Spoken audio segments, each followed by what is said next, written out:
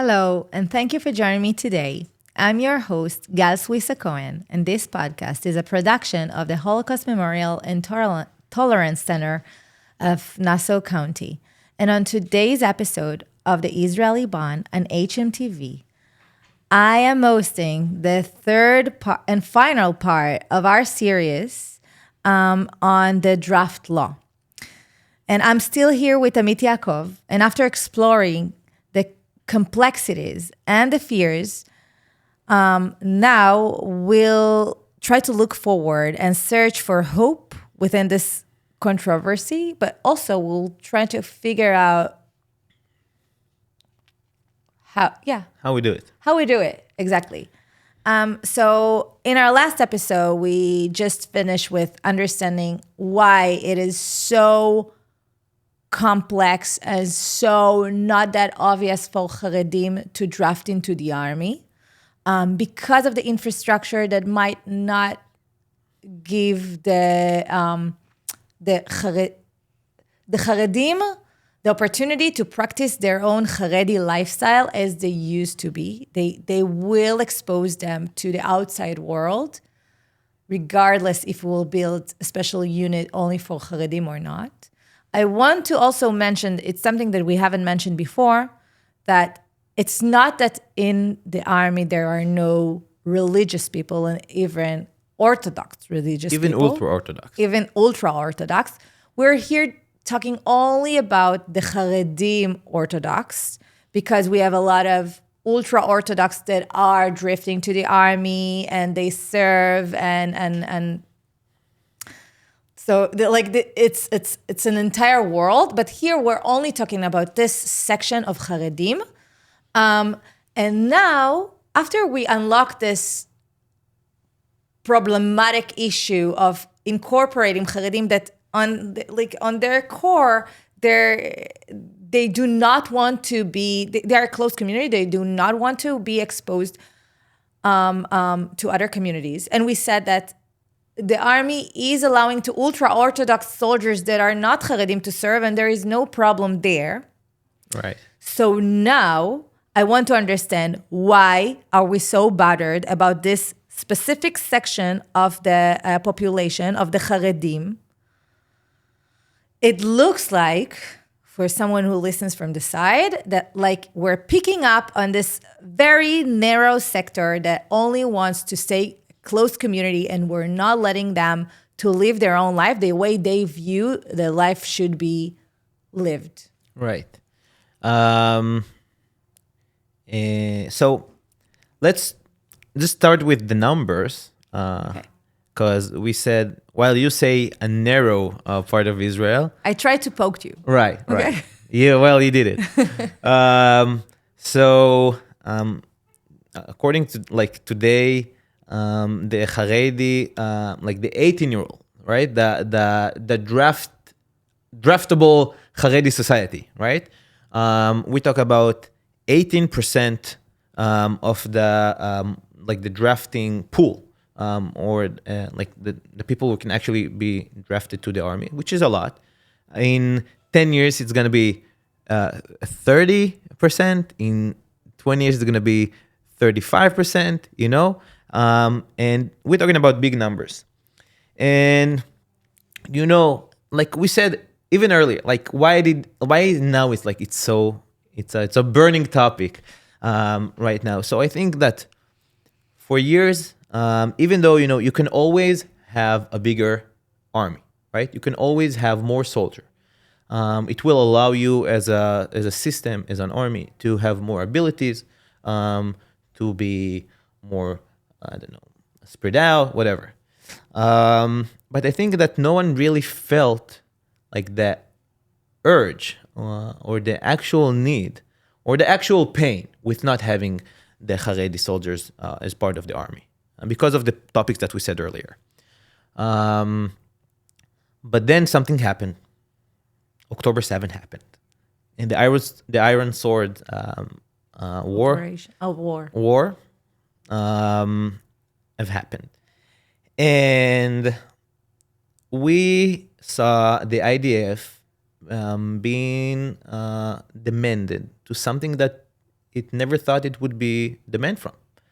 Um, the IDF is about, I think the numbers are in the online too, so I'm not giving any secrets to the enemy. But the regular duty army is about 250,000 people. Reservists are another 750,000 more soldiers. So this is pretty big, right? About 1 million people serving in the army. In not such a big country or not big population. One of 10 people. And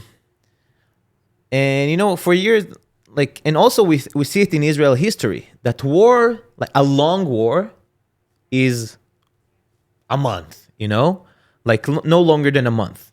We saw it in, or 2 months, whatever. We saw it in Yom Kippur War. Yom Kippur War, 6-day war was 6 days. Yeah. And so on, unless it's an operation, it's smaller forces, so they can be replaced faster. But what we see here is a challenge that the IDF have never experienced before. And if there were thoughts in the past about having a small, efficient, professional army, we now understand that numbers are vital for the challenges that we're facing. And I don't know, if we thought that future wars are going to be behind a computer and a keyboard, we understand that boots on the ground, it's something that it's needed. Yeah. There's no replacement for the men in the field. Right. And when the IDF have actually started to feel this pain, the people who paid the price were not the regular army or the regular duty army soldiers. I mean, of course, they paid price, but the demand from reservists who has careers, who has families, to go for second round and third round and being drafted from everywhere in Israel and from around the world, right? Yeah, you've been drafted. Yeah, I've been drafted. I served for 2 months. My battalion stood for extra 2 months after I left in the first round. They did 2 more rounds since then. So we're talking about hundreds of days. Hundreds of days. And regardless to the the danger aspect of service in a war as a reservist, this has it influences Israeli society. It influences Israeli economy, right? These people, it's affecting Israel budget. Paying these people, it's a lot of money. But that's other concerns that are part of a bigger picture. And I think the people actually felt the weight of serving in the army when so many other people don't. And if it's as in service days, if it's in losing people, I know people who lost more than one close family member, close friend. I lost people, and it's not like I'm saying the fact that I'm the only one who's losing people, it's not fair. I mean, well, it's not fair, but I don't want them to lose people. I just want someone to take this weight and share it with me. And we said about how the IDF might be not fully capable of drafting all the Haredi people that are out there for draft, right? And maybe the Haredi society has a point by saying, if we will go to the army, we will not end up our service as Haredi people. I would say, you know what? I'm going to the army and I might not finish my service. Or my people, or my society, I don't want to say my people, my society, or the society that I come from, are going to the army and they might not come back. So you're saying we might not come back. So the argument of we might not be as religious is not It's relevant anymore. right, right. I mean, it's relevant for the discussion hypothetically, but things have changed. Now we need numbers. Right. And, serving in the army is one of the holiest Jewish values. Serving your people. Even like Rabbi Cook, Rabbi Avraham Cook, he was, we call it like the pioneer of the Zionist religion, like religious Zionist movement, right? And he would call soldiers, or back then, or even secular farmers that are working the land of Israel as angels, right? And I'm not saying the Haredi way of living is not important, but I felt,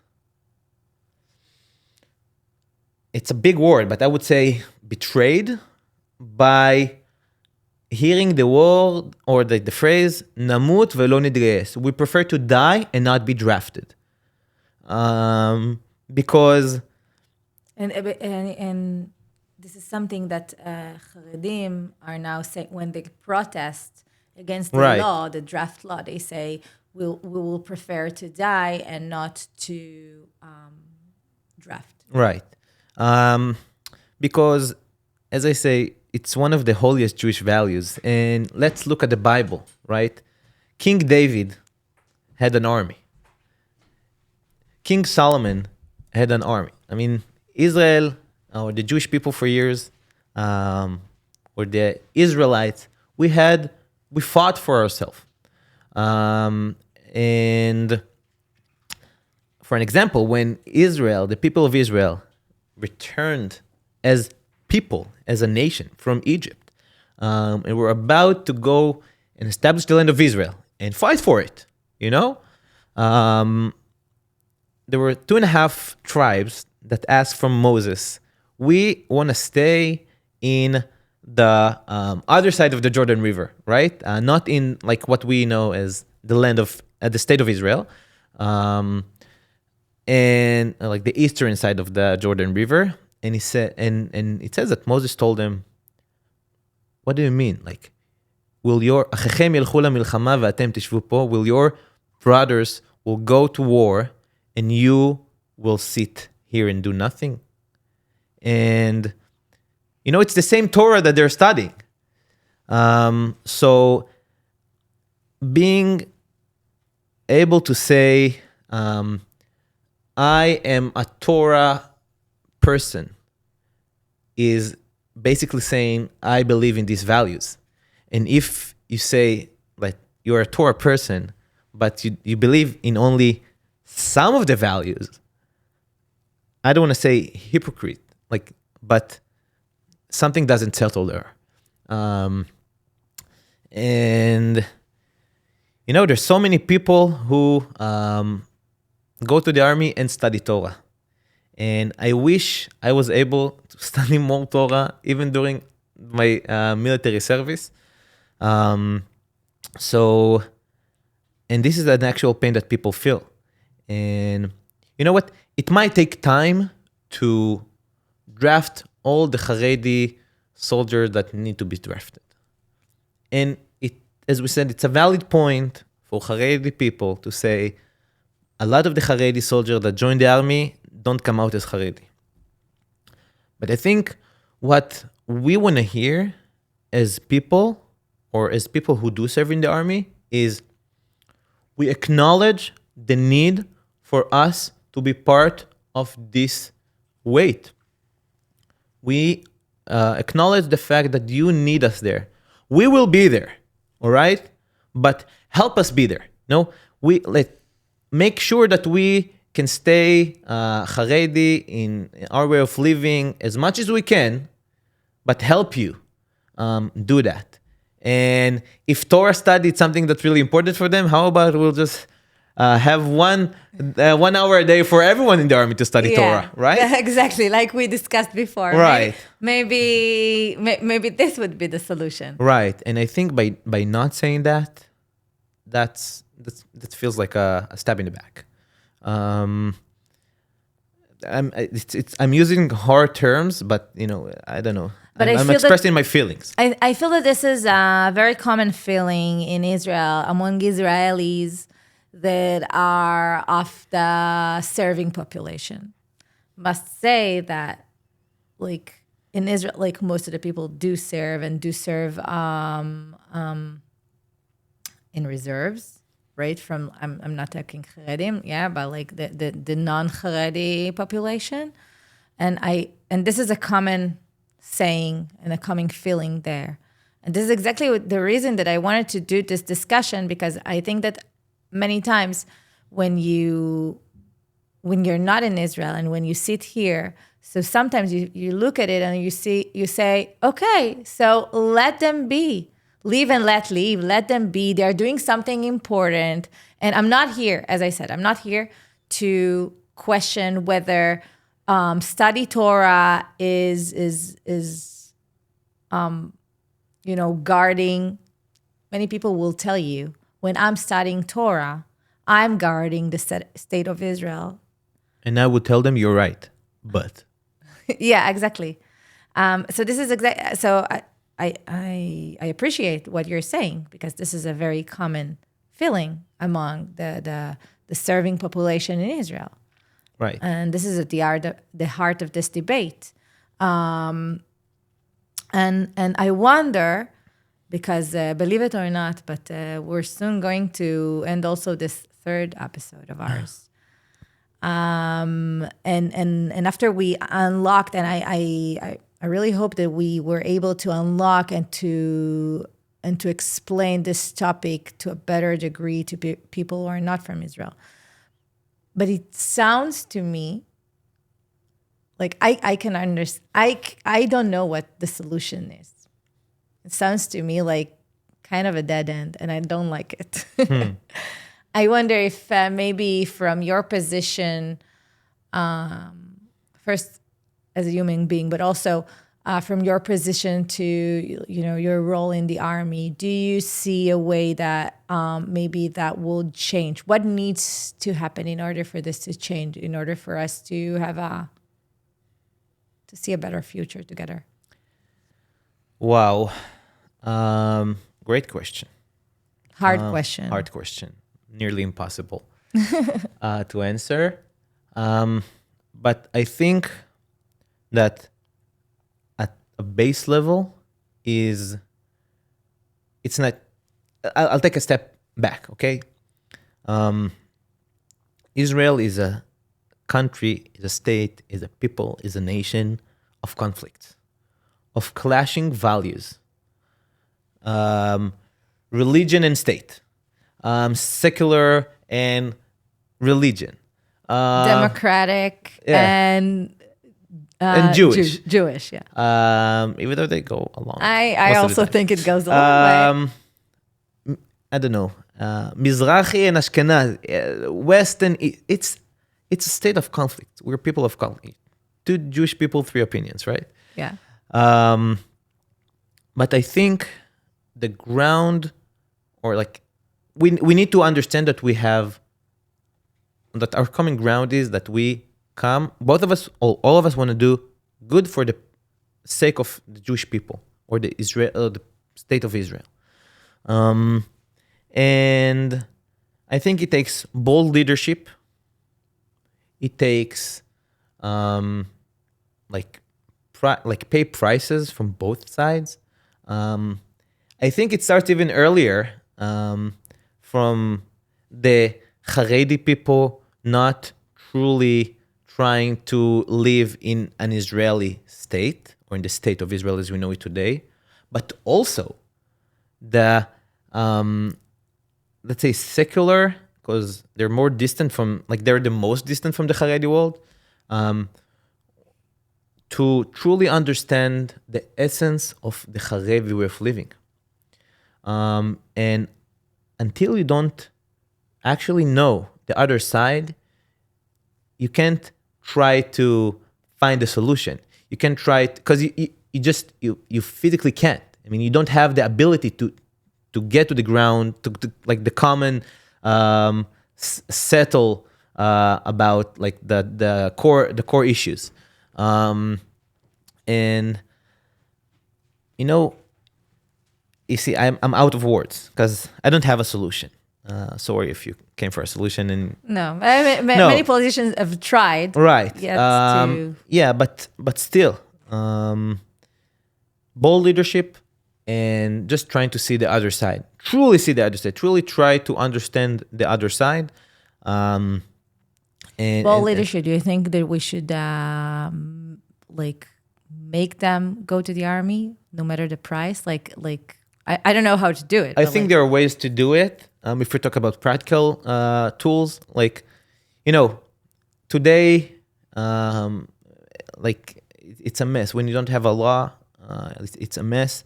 I think that the political situation in Israel with it's like it's like two blocks today. There's no parties. There's the so-called right and so-called left blocks in the parliament, and the Arab parties as its own block. And you either don't have majority, or you either have a majority only with Haredi, and Haredi parties demand that, and the political situation is very complex. But I think that it's like the stick and the carrot, right? Don't give people who enjoy this current situation of not going to the army and like no actual supervision over yeshiva parties or whatever, yeshivas in general, about like how to really make sure they follow the rules that were given to them. But also, like, if you don't serve, not in the army, or even like civil serve, like volunteering for a year, 2 years, whatever, you can't enjoy the carrots, benefits. the benefits, right? And like I saw the law that they're trying to pass right now.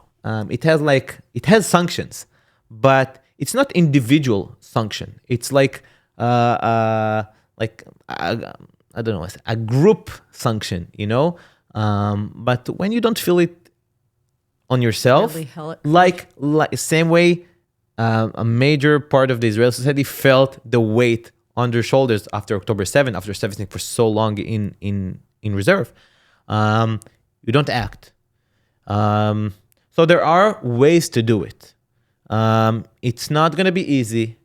And you can, something that I heard again and again, you can't make people to go to the army, right? But you can really encourage them to go. But I think it has to start, before we're talking about how to do it, it has to start with the understanding that unfortunately today we don't share common values with a lot of people in the other societies, and the violence is growing. But this is a conversation topic, for a different podcast. A different episode. But I'm optimistic. We managed to survive for so long. I know there are good people in both sides. And even though I didn't have a solution, I still have my faith. I agree. I think that it's all a matter of conversation. We Right. need to get into a situation of conversation. I feel that both sides feel that a lot of the Haredis have not really thoroughly had a proper conversation with someone that is carried the weight, Right. and many people who are calling for the Haredim to draft into the army does not understand the complexities of That's that. right, too. I know that I haven't until we talked about it and you told me the complexity of it. And I thought it's all about conversation. It's all about understanding the other side. At the end of the day, the people that we hear on TV usually are the minor extremists and maybe not the vast majority of the people. This is my hope. This is my belief and my hope. But thank you for that. I'm also trying to be optimistic about it. And let's see. The deadline is March 31st. All right, maybe we'll have a follow-up. Maybe we'll have a follow-up. Who knows? 4th episode. But for today, this is our last episode and the end of this very interesting series about Haredim drafting or not drafting into the Israeli army.